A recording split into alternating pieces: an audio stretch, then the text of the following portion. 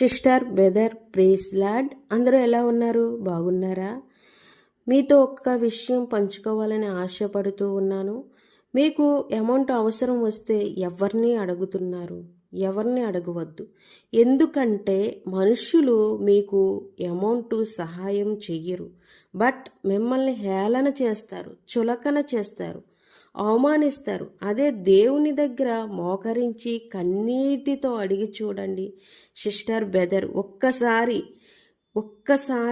20,000 అడిగారా అనుకోండి, 1,00,000 ఇస్తారు. 1,00,000 అడిగారు అనుకోండి, 3,00,000 ఇస్తారు దేవుడు.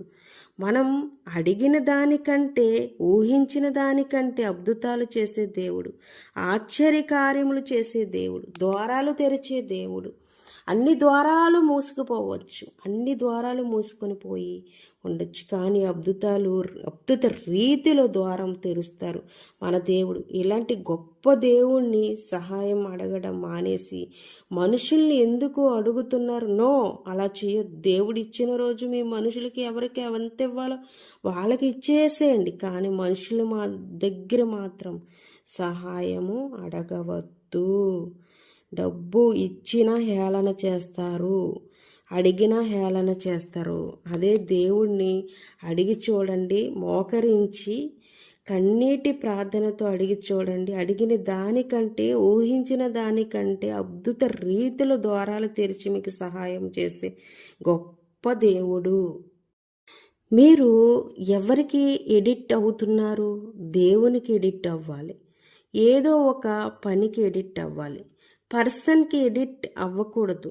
పర్సన్కి ఎడిక్ట్ అవ్వచ్చు. ఎప్పుడు ఎడిక్ట్ అవ్వచ్చు? ఆ పర్సన్ మీ ప్రాపర్టీ అయితే, మీ ఇంట్లో వాళ్ళు అయితే, మీరు ఎప్పుడు కాల్ చేస్తే అప్పుడు అవైలబిలిటీ ఉంటే, వాళ్ళు ఉండేవాళ్ళు అయితే, మీ వాళ్ళు అయితే ఎడిక్ట్ అవ్వచ్చు. ఓకే, సో ఎప్పుడు కూడా ఉమెన్ ఎమోషనల్గా చాలా హెల్తీగా ఉండాలి. సోషల్ మీడియా యూజ్ చేసుకుని చాలా వర్క్ చేయొచ్చు, చాలా బిజినెస్లో చేయొచ్చు. అంటే గుర్తుపెట్టుకోండి, కేర్ఫుల్గా ఉండాలి, పాజిటివ్గా ఉండాలి. సోషల్ మీడియాలో పాజిటివ్ ఉంటుంది అండ్ నెగిటివ్ ఉంటుంది. సోషల్ మీడియాలో ఇంట్లో వాళ్ళని ఎదిరించి ఇవి చేయండి, అవి చేయండి అని ఎవ్వరు కూడా చెప్పరు, బట్ ఒప్పించి చేసుకోవాలి. మీరు ఏం చేస్తున్నారు అనేది వాళ్ళకి అర్థమయ్యేలా చెప్పి చేసుకోండి, వాళ్ళకి అర్థమయ్యేలా ఒప్పించి చేసుకోండి.